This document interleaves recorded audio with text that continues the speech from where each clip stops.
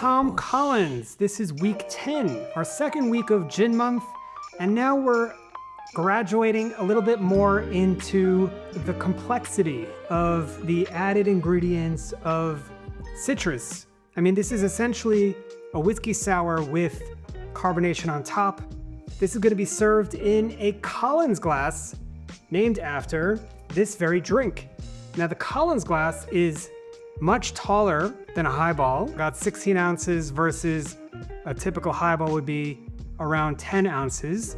And they say because of its narrow shape that it actually holds the carbonation a little bit more. This camera, I don't know if this camera doesn't like to focus. The camera just, it just likes to focus where it is, and that's okay. We need to just leave it alone. We're gonna fill it up with ice as it's a highball. If you disagree, then good luck with that, because it's a little bit precarious, I would say, to put ice in afterwards. But again, the exception of putting ice in first is highball glassware. And we're gonna shake this. Why are we shaking this and not building it like we did last week in the gin and tonic? Well, that is because we have introduced our lemon juice. Generally, the moment you introduce acidity and you have citrus, that is one of the cues that you need to shake.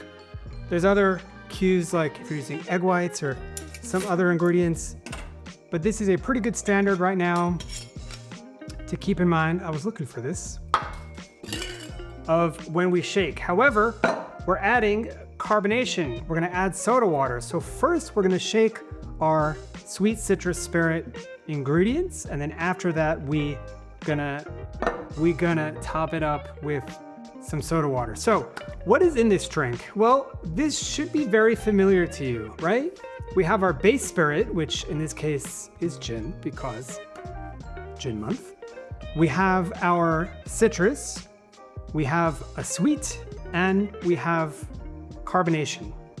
And it's gonna be very similar to things that we've already built, like the Paloma, even the Margarita. So it's starting to feel like it's starting to feel like the understanding of how similar cocktails can be from one to another. And that's why we're so specific in ratios, in ingredients, in type of ingredients, because every little change actually changes the drink to a completely new one. This one's got lemon, okay? Lemon is bringing a very different characteristic to the drink. Lemon is sharp. Lemon's got punch.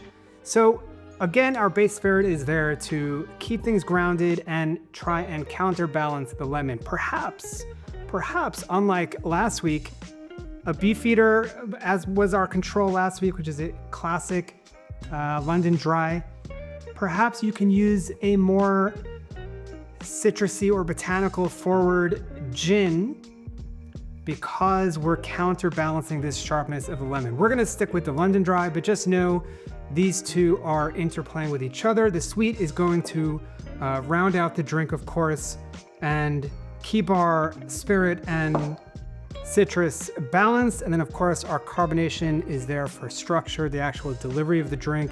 It makes it light, it makes it refreshing, and it actually gives it a different taste. So let's build. We have, very simply, 2 ounces. I can't believe I caught that.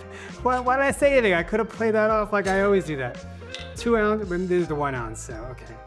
2 ounces of London Dry.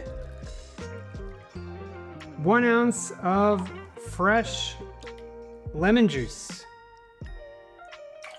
Oh yeah.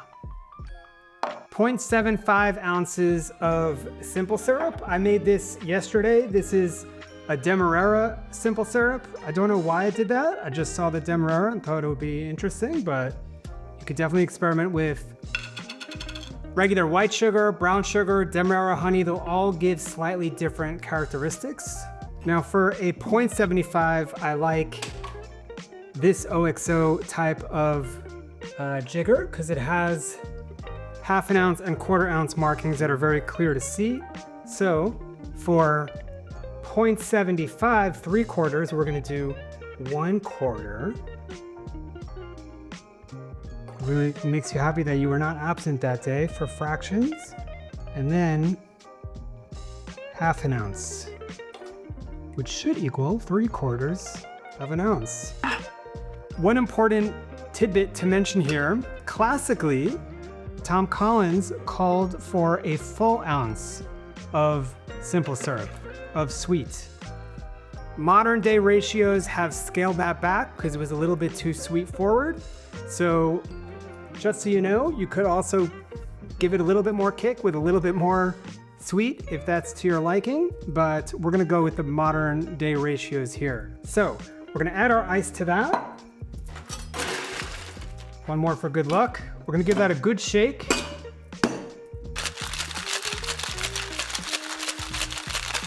One quick tidbit about shaking, okay? Don't shake like this. Don't shake like this.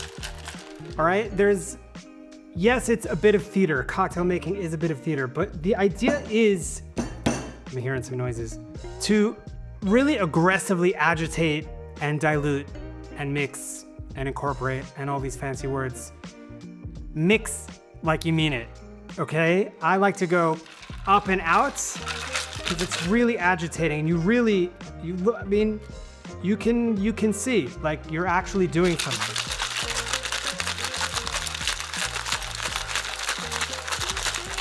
All right, I actually think that's good. Come on now. Okay, we're double straining into our Tom Collins glass.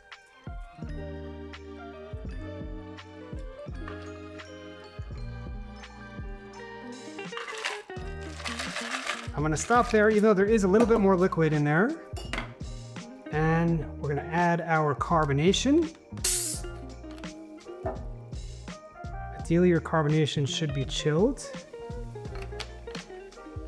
We're gonna give it one subtle lift. Just bring the spoon down to the bottom and gently lift up. We don't wanna mess with our carbonation. I'm gonna do it twice because you go all the way to the bottom and just lift at the top. Garnish is a lemon wheel. There you have the Tom Collins. Look at that beauty. I've actually never had a Tom Collins before, so let's see what all the fuss is about it.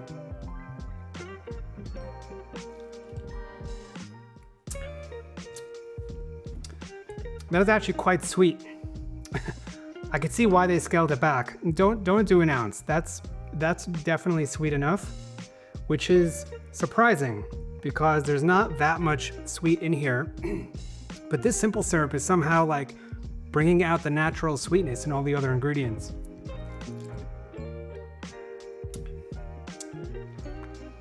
This is a really lovely drink. There's a reason why we're learning it. There's a reason why it's a staple. The Tom Collins, like many of the foundational drinks we've learned so far in this course, is considered also a template. Swap out one ingredient for another and you have a different drink. Another thing I want to mention now that it's kind of sitting on my tongue, I think it's the Demerara sugar that's made it a little bit syrupy. So I actually it was a good experiment, but I think your 1-to-1 should be classic white sugar, maybe brown, but Demerara gives it a much more viscousy, syrupy feel that I don't think pairs well with the bright lemony citrus. So you want your sugar to be a little bit more neutral. It's absolutely delicious. It's refreshing.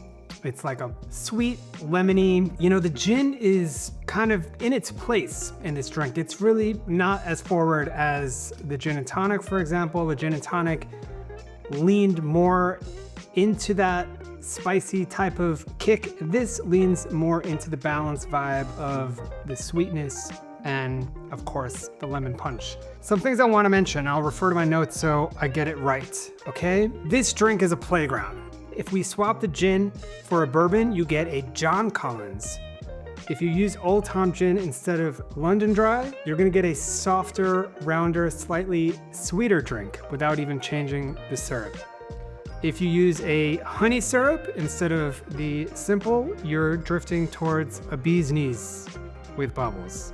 If you do half lemon, half lime, your acidity will shift. If you muddle strawberries before shaking, you end up with a strawberry Collins. Adding elderflower liqueur in place of part of the syrup, now you're in modern cocktail building territory. This is a great foundational piece to understand the structure and to experiment with it to create all different kinds of variations. So that's gonna do it for week number 10. This has been the Tom Collins. I hope you enjoyed. I'll see you all next week. And until then, happy mixing.